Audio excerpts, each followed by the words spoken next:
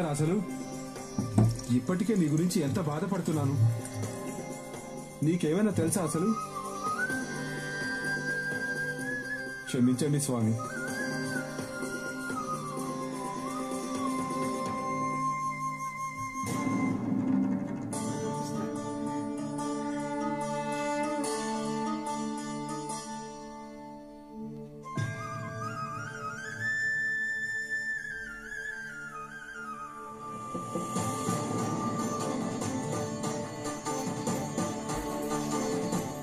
ఇదేంటి కన్నయ్య, నారాయణుడి విగ్రహం ఎక్కడుంది?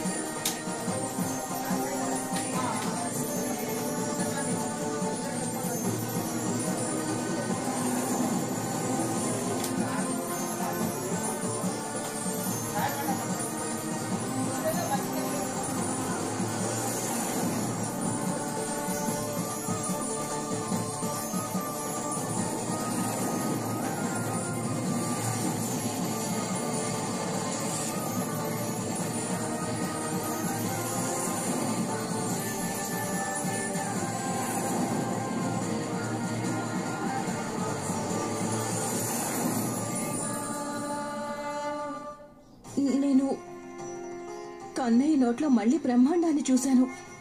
నేను ఇది కూడా చూశాను. శ్రీమన్నారాయణుడు గోకులంలో ప్రతి చోట ఉన్నారు. ఎక్కడ చూస్తే అక్కడ నారాయణుడే. ఎవరి నోటిలో త్రిలోకాలు, మొత్తం సృష్టిని లయబద్ధం చేస్తున్నారు. నేను తన గురించే బాధపడుతున్నాను.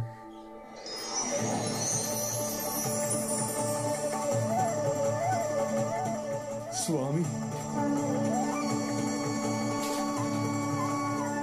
స్వామి, బయట మీరే, లోపల కూడా మీరే.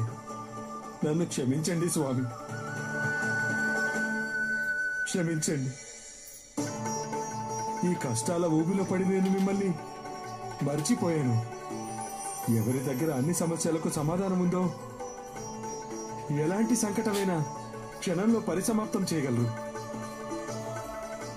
మీరు నా ముందే నిలబడి ఉన్నారు.